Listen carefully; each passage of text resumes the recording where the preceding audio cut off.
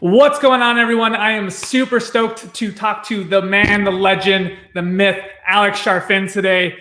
He is a man of just amazing and just great qualities because he is, I would say he's just an inspiration to me. I mean, he had, when he not first started out, but he had a certified distressed property expert where he actually helped speed up the recovery of the housing market crash by 5 to 7 years, I believe. Entrepreneur personality type. He has his Billionaire Code. And what I love about him is the Momentum podcast. I actually bought your EPT book a while back. I literally had tears coming down my face because I was like, this is exactly me. And if you guys want this free book, you can definitely check it out at freemomentumbook.com. It is quite amazing. So for those that don't know you, Alex, and I don't know how they do not, can you give a little backstory about who you are and kind of where you came from? Oh man, that's a loaded question. I'll try and give you like as an abbreviated story as I can. You know, I was always a very different kid. I didn't get along socially. I didn't really get along in school, either with the kids or the educators. I was always, you know, I think the polite way to call someone a loner these days is saying they are independent. So I was always very independent, and I'm a loner, right? So I was that kid, and in a lot of ways continue to be. I mean, I have a lot of friends around the world now, but you know, I was always different. And so as a kid, my father was an entrepreneur and he ran a business, and you know, entrepreneurship kind of like was what I knew. I started working when I was 8 years old. I used to tell that as like this badge of honor. Now I realize just how traumatizing and difficult it was to be an 8-year-old kid working. But, you know, when I was working with my dad, I felt like I found a place where I kind of fit in and maybe belonged. So I always was running a business when I was younger. So even though I was working with my dad, I was selling stuff to the kids in school. When I got into junior high school, I stepped it up a little bit, got in a ton of trouble for it. They actually ended up taking me to the school board and passing a rule that they unofficially referred to as the Alex Charfen rule, where no kid was allowed to sell anything on a campus anywhere in the Irvine Unified School District. Oh, geez. In college, I started a financial consultancy with a friend of mine. We did billing and collections in a way that was automated back in the 90s. Nobody else was doing that. I exited that business by selling to him. He sold it to somebody in Florida. I moved to Florida, and I like worked through an exit with them. And did not work out. I was supposed to work for 1 year in the transfer of this software. And the guy that I was working with was so over the top nuts that I only made it 8 months. His name was Cameron Kuhn, if anybody wants to look it up. If you could Google Cameron Kuhn Orlando, he was responsible for basically buying and developing downtown Orlando and Jacksonville and then imploding both of them after I worked for him. Oh yeah, just like we're talking 9-figure implosions in real estate. It was definitely 8. I think between the two of them, it was 9-figure implosions in real estate. That's insane. And yeah, he was just an over the top. He loved Tony Robbins, and no matter what we were doing, it wasn't fast enough or good enough, and we had to do better, and we had to change our state and all this stuff. And it was so exhausting working for him that I quit and ended up becoming a consultant. And Brandon, you know, I've shared this story a lot, and people challenge me. They're like, you were a consultant at 21. How did that happen? The real answer is I kind of got lucky. I had a friend who was a consultant, and he was going to a meeting with Fujifilm, and he's like, man, you know, you're young, but you know a lot about business. You should come to this meeting with me. You know, I'm interviewing for New York. They're looking for New York and the Carolinas and Florida. And, you know, you live in Florida, and we can at least talk to him about what's going on in Florida. And I grew up in the consumer electronics business. And so we were having this conversation about Richard, the guy that I was with, Richard Thal, was going to take over the New York territory for Fuji. And what ended up happening after the interview was he didn't get New York, but they came back and said, hey, we want to work with Alex, so why don't we give you Florida? And so like out of a fluke meeting that was supposed to be for my experience, from one day to another, I was a consultant for Fuji Media. And I had a 1-year contract that ended up lasting about 8 years. And I first started with Fuji, then with SanDisk, which was a flash memory. And I worked with SanDisk before they had retail packaging. So the whole way through their launch, we put the first flash memory on any retail shelf. And then we worked with Fuji digital cameras, and we sold the first digital cameras in the United States, the Fuji DS7. Terrible camera, but it was the first one. And so I did that for about 12 years, and I had a lot of incredible experiences. we worked with Radio Shack and Walmart and Home Shopping Network. I personally sold over $100 million on Home Shopping Network, several hundred million, but well over 100 million on Home Shopping. I had at one point the record for a consumer electronics today's special. We did 26 million in a day. So it's pretty awesome doing over $1 million an hour throughout a 24-hour period. And then when I met Katie, my wife, we got out of that. And that's when we really got into the online marketing space. You know, I got out of consumer electronics and I went into real estate, and I was in real estate, and I here's what really happened. I retired, ended up about 6 weeks into my quote unquote retirement. It was so horrible and so frustrating that Katie was saying like, hey, don't you want to do something? And I ended up buying a house, and I was going to rehab the house. The extent of my rehab was going into the house one day and demoing some cabinets, but like not well. They were kind of demoed. And then I tried to paint a wall, and I'm like, this is horrible. I'm never doing this. And so I hired people to do that. And within a short period of time, Katie and I started buying and selling a ton of real estate. In fact, she got a real estate license. I got my mortgage broker's license. We built through 3 companies. And that was kind of the first like inkling of online marketing, because we worked with a company called fasthomeoffer.com, and Katie and I owned the URLs Cash Home Offer and Cash House Offer and some other stuff. And just by doing some simple SEO and some other things, we got a pretty steady stream of people who wanted to get cash offers on their house. And we did a ton. We worked with, hundreds of homeowners. We did 1,800 deals in it. We did 1,500 deals in an 18-month period. I went back and looked, and there was this crazy time frame in Florida where things were just going nuts. And we were working with probate, with foreclosure, pre-foreclosure probate. We did some auction stuff, very little though. Most of what we did was dealing directly with the homeowner. And throughout that time, from the early 2000s until about 2007, we built a huge portfolio. On our portfolio, we loan to value ratio, the max we were at was 70%. Most of our homes and properties were way below 70%. So we had a huge amount of equity on paper. Right. That beginning in 2007 started evaporating. And from the beginning of 2007, we started 2007 having well over 8 figures in cash and equity, And we ended 2007 having declared bankruptcy and being completely upside down and having like no cash or equity left at all. It was that challenging. And so that's where we made a firm transition in the online marketing space. And we started what you mentioned earlier, the Certified Distressed Property Expert designation. As we were going through all these foreclosures, I was realizing, I realized that the banks were communicating in a way that most consumers were not going to understand. And the banks did not want the outcome of everybody out of their homes. What they really wanted was a good transition out of the homes. And I don't know if you remember this, Brandon. I remember when Katie and I started to get foreclosure paperwork, one day I turned to her and said, you know what, Katie, the way this reads, people are literally going to throw their keys in the door and walk away. Oh yeah. And within 2 or 3 months, you started reading news reports of people not just throwing their keys in the door, people like turning on the water, flooding the entire property, throwing the keys in the door and walking away, or fire damaging a property and walking away because they were so mad, or putting holes in every single wall. Yeah. We actually saw that a bunch of times in Florida. And so we wrote this designation, and the designation was sold to real estate agents to help them help their clients negotiate short sales or loan modifications, or get out of the property without the foreclosure and without all the trauma to themselves and to the bank. And what ended up happening was in 2007, we were bankrupt. We introduced the CDP in like the last few months of that year. We did about 100,000 in business. The next year, we actually did a lot better. We trained about 1,500 agents. We did about $500,000 in business. And then the next year we went to 7.2, and the year after that we went to 9.9.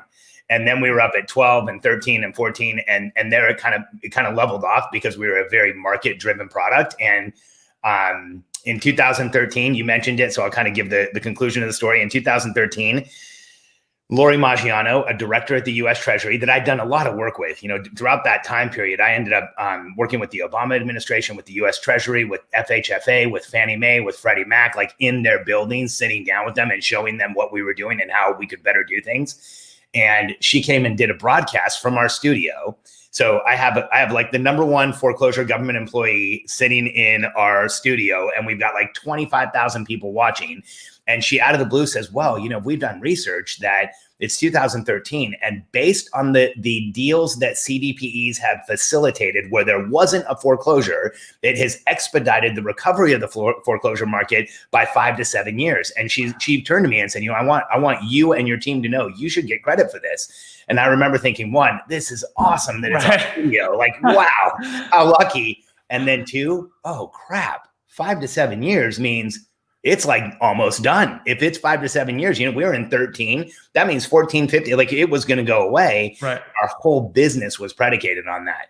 And so we made the transition out of CDPE and really wound that business down. It was one of the hardest things I've ever done. We had 99 people in that company at our height, 99 in person. We had about 130 altogether.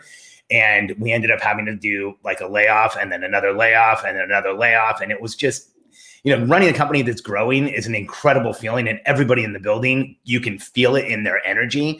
Running a company that's contracting is exactly the opposite of that. It was, I believe it. It was draining and so difficult to do. And so we finally got to the place where Katie and I were like, we're going to shut it down and just start over. And so in 2016,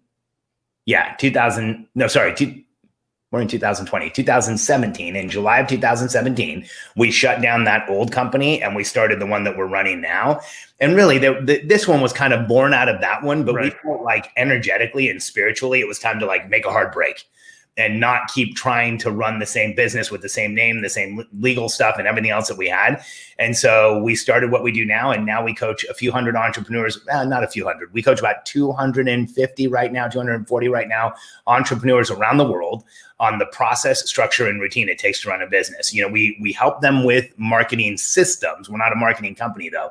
When you look at 99% of the companies out there that say they help entrepreneurs grow and scale, what they really do is show them how to market or sell. We actually show them the infrastructure of building a business and how you actually bring the people on, transition responsibility, get the right people doing the right things, have a strategic plan that everybody understands, and communicate in a way that your business growth becomes predictable rather than haphazard and random like most entrepreneurs have experienced. Yeah, I think that is so, I love that you're so transparent about so many things in your business. Like you talk about bankruptcy all the time in your podcast, you do all these things and you show your numbers in your huddles. Like you do all these things that most of these online entrepreneurs don't do. So today I actually want to talk to you about this plague that's going around. I know you call it a 90-10 coach or guru. I know you have some personal experience with people ripping people's frameworks off. I know we talk about, swipe files and funnel hacking, but people are straight up stealing stuff from people. And today I kind of want to know your story. I know there's a plague of this. So what are your thoughts on this plague of the whole online coaching space where people are getting taken advantage of? Yeah, Brandon, that 90-10 marketer is a term that I made up, or 90-10 business owner. And here's what I refer to that as. It's somebody that spends 90% of their time on marketing and less than 10% of their time on actually delivering and doing what they said they're going to do. And when you say there's a plague, I totally agree with you. I think there's like an epidemic of entrepreneurs who have been taught that marketing is the goal of a business, that the entire thing, what you do is you market like crazy and then you hope people buy stuff on the back end.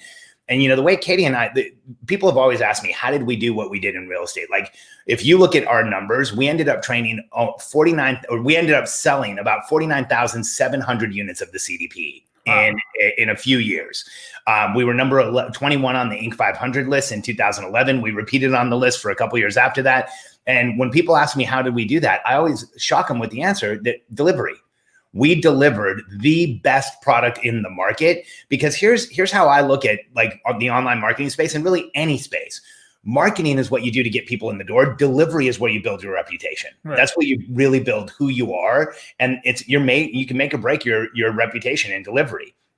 And so I think there's far too many entrepreneurs that have been taught the opposite, that you build your reputation with marketing and then you hope you can pull it together for delivery. And I think we need to switch that around. We need to change that. And when you look at the entrepreneurs who are focused on delivery, who do put time in delivery, you look at somebody like Brooke Castillo, who runs the life coaching school. Her delivery is impeccable. Like we bought her products just so we can experience how amazing her delivery is. she's at $30 million with a pretty sterling reputation. She caught a little bit of heat recently, but you know, and there was some noise around her with what happened with like some of the racial issues. But her business grew through that, and she's exploded her business. And I think, you know, when I look at her, it's delivery. If you want the lesson behind it, she has impeccable delivery, really good marketing, impeccable delivery, and a sterling reputation. And there's other people like that. You know, we have a member of ours, her name's Rachel Rogers. Her business recently went from about 2.5 million, I think, to over 5 million. And she had $1 million month. She had a straight up $1 million plus revenue month. And how did she do that? Incredible delivery. I'm also in Rachel's program so that we can experience like what her delivery is like. And you go through it and you just feel completely coddled and taken care of, and your questions are answered, and she's anticipated what you're going to need. And so, you know, when I look at building a business, that's where I focus. I'm a delivery CEO. When, you know, my friend Alex Hormozy says, you know, CEOs are usually one or the other. They're usually really marketing heavy or really delivery and operations heavy. I'm a delivery and operations heavy CEO. That's amazing. I know my friend Spencer Cornelia talks about fake gurus all the time on YouTube, and he actually brought this attention to. I don't know if you can actually talk about it. Oh, I can talk about it. Oh, sure. Excellent. So recently we went through this really interesting experience. We had somebody send us a brochure for Dan Locke's Dragon 100 program. And if there was ever a 90-10 marketer, it looked like Dan Locke is absolutely maybe the 99-1 marketer. You know, he seems to have just kind of fabricated his entire background. And here's a real challenge for people online. You know, I have a lot of empathy for people who are out looking for help, because here's the issue with the online marketing space today. You can go create a tremendous amount of influence without ever really having done anything. And since March, I think we've seen this procession of influencers kind of walking off of a cliff, you know, and I mean that like in the nicest way possible, but Jesus, they're walking off of a cliff. You know, we have influencers who have held marriage conferences and let me show you my relationship, and this is how you really do it. Oh, by the way, we're getting divorced. And you have influencers who are like, I'm a health guru and you don't have to worry about the coronavirus, and you know, none of you need to wear masks. Oh, by the way, I'm dead. Like, those are things that have actually happened since March. And when you look at the online marketing space, one of the challenges is that the way people appear credible is how many subscribers, how many likes, how many, you know, followers, how many online, well, all of those things are metrics that can be absolutely manipulated. Oh yeah. And in some cases, just straight up purchased. Like when I look at you know, and I'm not going to draw a legal conclusion that Dan Locke is faking his follower accounts or anything like that. But when I look at some of his top line numbers and his engagement numbers, they don't really make sense in some cases. And I think there's a lot of influencers out there where there's a lot of big numbers and not a lot of engagement. And it starts feeling like, you know, there's a created personality there. I mean, I think the best example is Dan Bilzerian, who I remember a few years ago, a friend of mine, and I'm not going to tell you who the friend is because he was a big fan of Dan Bilzerian. This guy's like on his homepage. He told me about this influencer who had taken a company public. And I'm like, I don't understand. I've worked with dozens of public companies. How is an influencer going to go public? Right. Well, he can use his influence to do all this other stuff. I'm like, you know what? I've consulted with hundreds of companies. Most of them could not take influence and turn it into profitability. I don't understand. And now the latest allegations are that Bilzerian's like fled the country and hasn't paid his tax bills and has left and hasn't really filed his quarterly reports for his public company. And so, you know, I think what we're seeing here is we're seeing an implosion of this influence-based business where the influence really comes just from nothing else but the ability to build the online influence. You know, there's not really a history there. And so what specifically happened with Dan was, we have this content called the Billionaire Code. If you go to billionairecode.com, we have a framework. It's 9 levels of what an entrepreneur goes through to go from 0 to $100 million. To give you some insight on that framework, it's literally what every one of my coaches has pulled up on their screen when they're coaching. We coach to the framework. We actually sell to the framework. When we're on a sales call, we ask where you are. We identify what level of the Billionaire Code. Then we know what you're probably anticipating and what you're going to need. And then also our programs are actually delivered in levels of the Billionaire Code. And so it is about as foundational to our company as anything could be. And this woman sent me Dan Locke's flyer where he had literally taken the Billionaire Code, changed a few of the words on it, but knocked off not just the framework, but the framework, the artwork my designer had done, everything. It was basically a near 100% identical copy with some minor tweaks on artwork and some wording, but there was no way for anyone to say, like, you put these side by side, this isn't a copy. In fact, I put it online and everybody just went crazy about what a copy it was. And here's how funny this world is. I went out and called Dan Locke out, and he had his attorney contact me and threatened to sue me. By the way, I'm still waiting for any type of paperwork on a lawsuit. Good luck with that. No. But there's nothing, there's absolutely nothing he's going to be able to do. But when you look at it, here's where I really feel the challenge is. Is it frustrating for us to have our stuff stolen and used in that way? Yes. But here's what's even more frustrating is that here's what I know about us as entrepreneurs. The entrepreneurial personality type, I actually have this term called the entrepreneur's dilemma. The dilemma is we know we need more help than the average person to get to where we really want to go. Would you agree with that, Brandon? Oh, yeah, definitely. Well, but we also know that anytime we have to request help, it leaves us feeling vulnerable and exposed. Would you agree with that? Oh, yeah, definitely. All the time. So here's where I get really frustrated is I know, like, one of the hardest things on this planet to have happen as an entrepreneur to say, I need help. Raising our hand and saying, I need help for so many different reasons. For some of them, childhood reasons, for some of them, reasons in the present, for some of them, the way we look at ourselves, our self-impression, our ego, all of those things make it so hard to get help. And when somebody finally raises their hand, it pains me that they run into someone who most likely, and again, I have to like not draw legal conclusions here, but it looks like, based on the evidence in the public, has basically fabricated their entire background. To a point of almost ridiculousness, like, a little over the top craziness. And that bothers me because I want people to actually get help and move forward and be able to change their lives. Yeah. And I love that you actually put so much credibility and so much trust out with your podcast, the Momentum podcast. If you guys haven't subscribed to his podcast, it is phenomenal. And I believe like the first 10 episodes are all about the EPT model. And you definitely need to read that. I love it. Every time I listen to it, I like kind of cry almost because it's so like, it's like you're talking to me, Alex. Like I feel it in my heart. And so it's so crazy that these people are able to really just take advantage of people. And I know that you put out your podcast so that people can understand your models, can understand your frameworks before they even jump into anything that you recommend. I mean, just before this, we were talking off air, and I was talking about how I'm jumping into your foundation program, but I didn't know if I wanted to go to the accelerator program or the catalyst program. And you were like, start with the foundation program because you want me to be as successful as I can be. And don't jump and skip steps. Yeah. It's all about making sure you have the framework first and you have a proven model. I mean, look at where you've started and just jumping from real estate into online marketing and creating a way for businesses to scale. So how do you find a good coach that is going to take you on that journey so that you aren't taken advantage of? I know that you talked with Julie not too long ago and had a post about how to find a good coach, but what are some of your thoughts on that? Brandon, here's how I look at it. In today's online marketing world, there's a number of tactics that to me call out somebody that you probably don't want to be doing business with.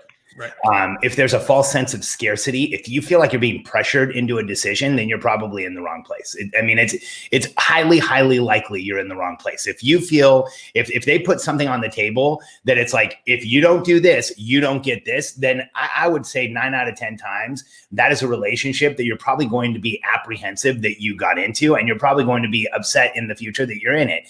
Here's how we look at it. We talk to people all the time. And we don't have salespeople. Our coaches actually talk to people who come in to talk to us. And we often have people tell us, I'm wrapping up this other program. I have a month left and I don't want to be in 2 programs at once. I probably wouldn't use yours. Can I call you in 30 days? And of course, we set up a call for them in 30 days.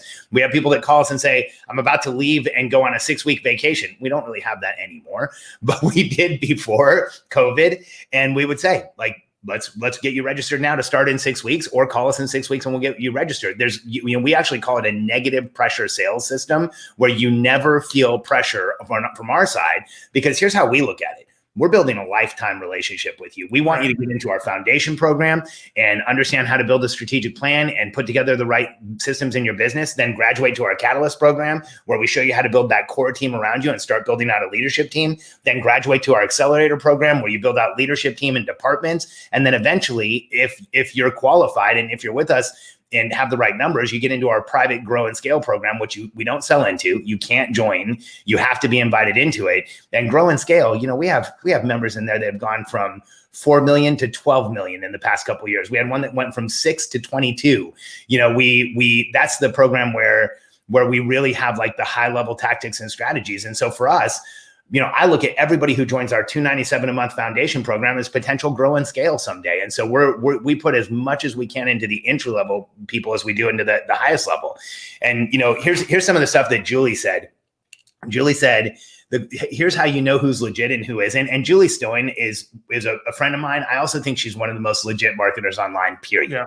Yeah. She runs a group called The Marketer's Heart. And it's a great group to go and see there's another side to marketing where you can tell the truth, not use crazy tactics, actually really help people and change their lives and build a crazy, successful, profitable business that pays you as much as you want it to pay you because you're doing all the right things and the universe lifts you up and you get the positive energy lifting you up.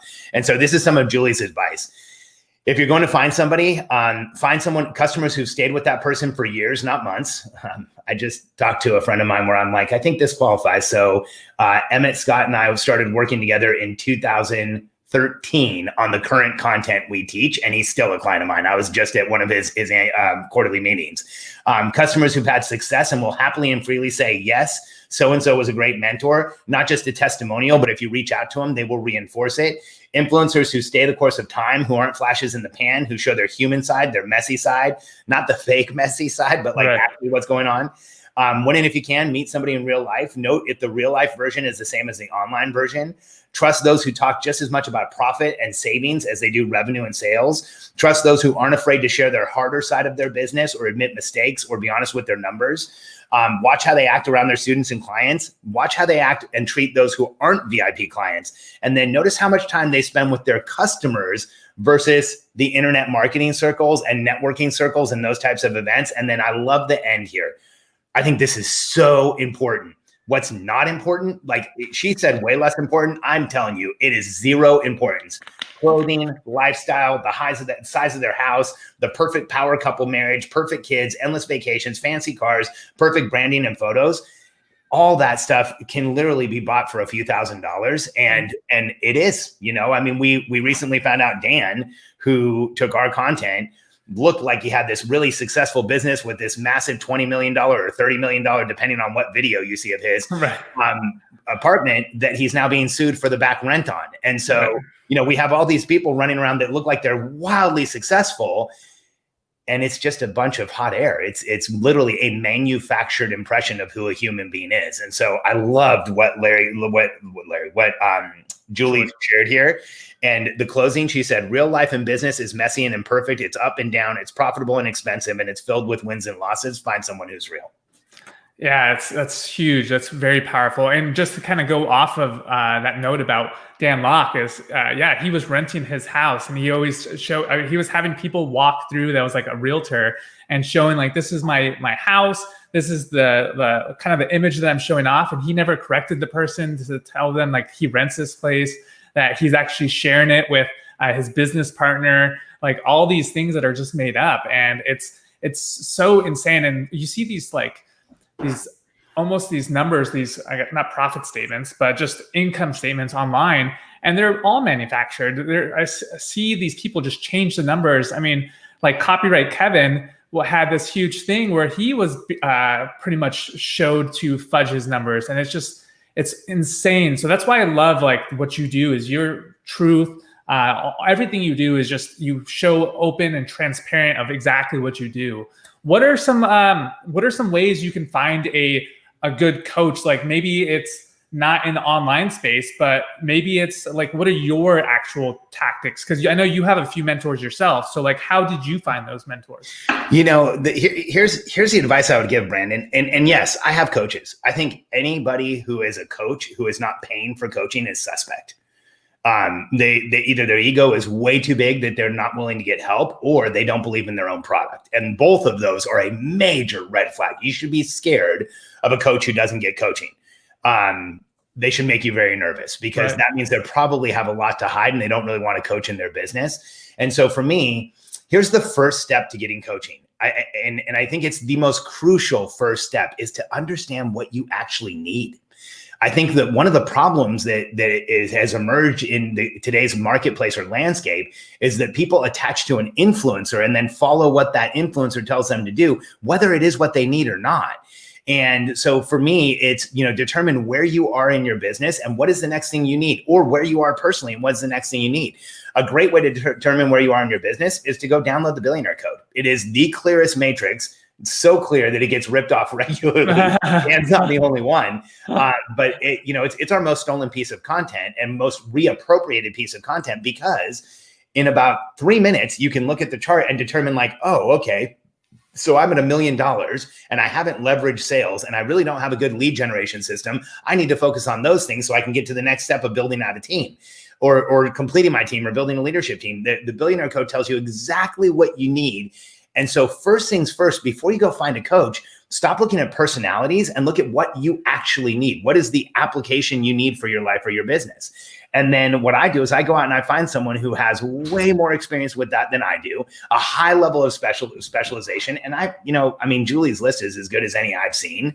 And then I move slowly. I think there's a lot of people out there who like find a coach and then transfer $30,000 because they feel like that's the thing that they need to do immediately.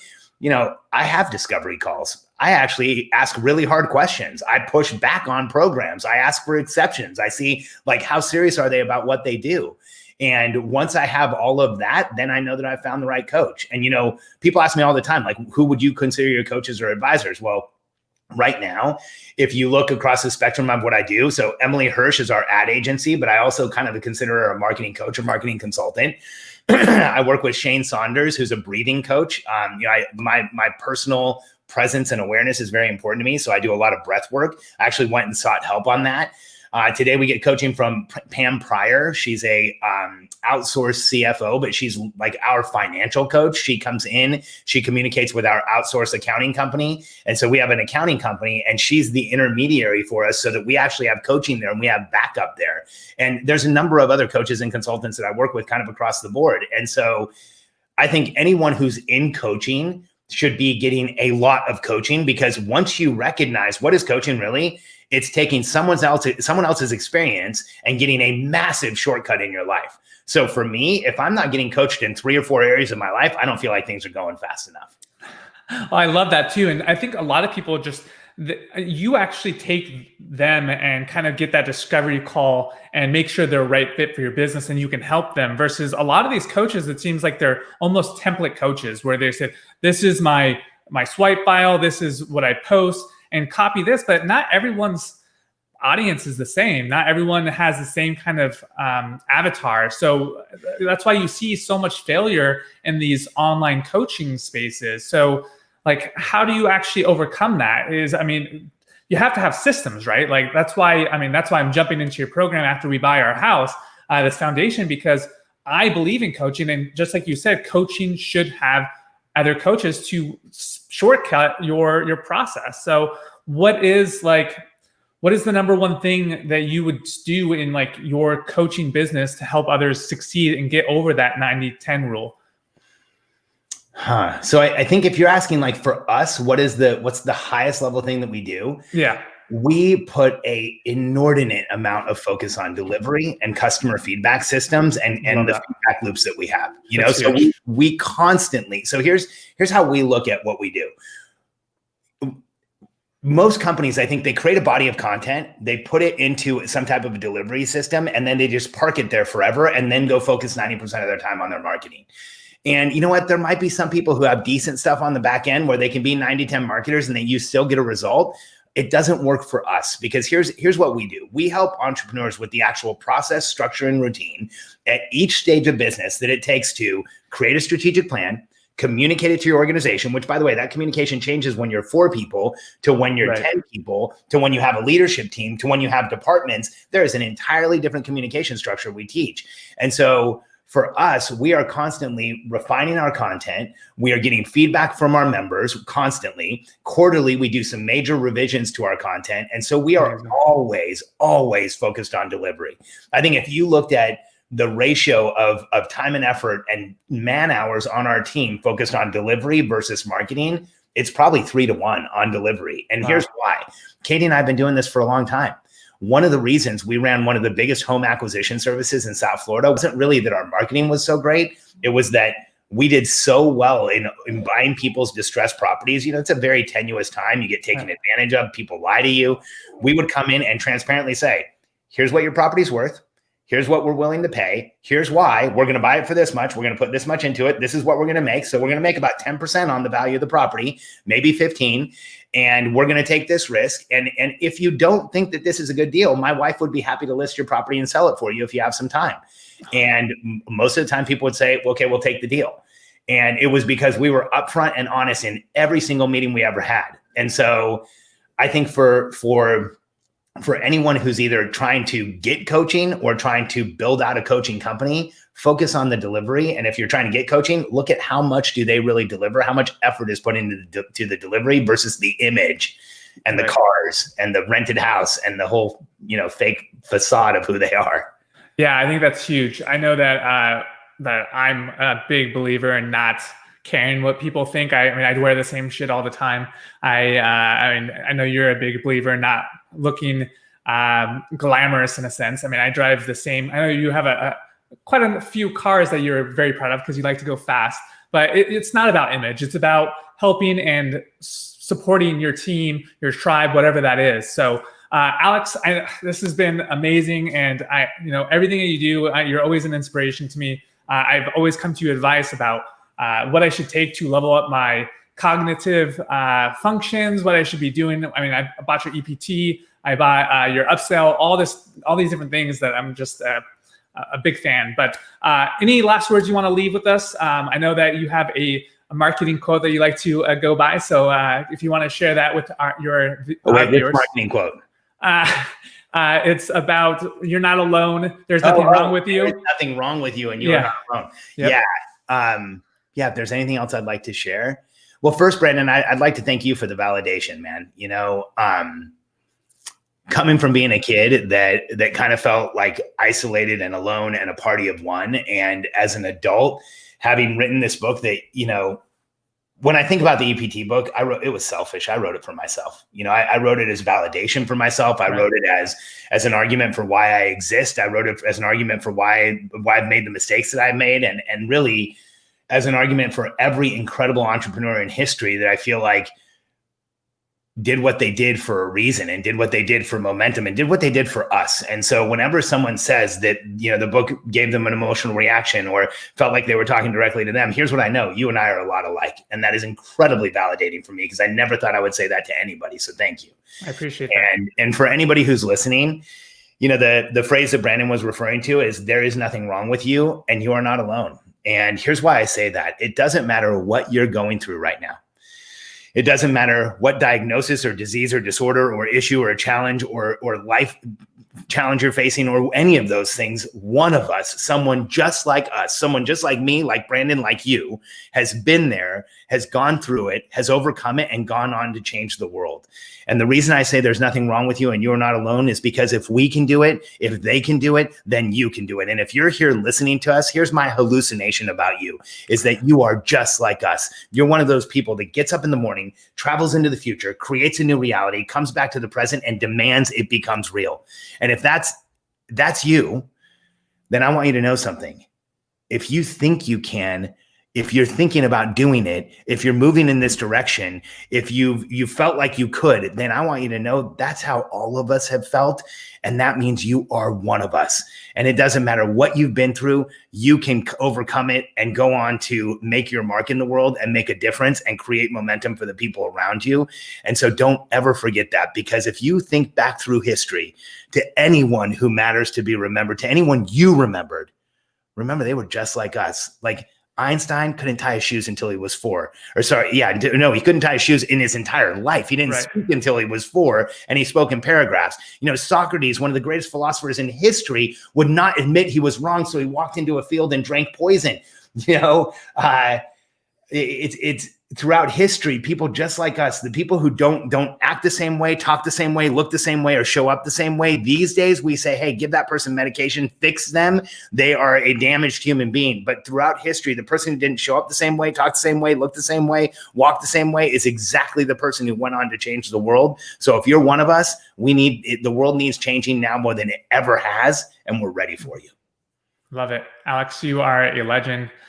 Thank you so much for having. And if you guys haven't checked out the Momentum podcast, definitely like and subscribe. 5-star review always for me, because the content there, I mean, there's like through 600 episodes that you can go through that are just going to change your life. So definitely check that out. Again, Alex, it's always a pleasure. And, I salute you, man. Thank you so much. Thank you, Brandon. Appreciate it, brother. All right, man. Talk to you soon. Peace.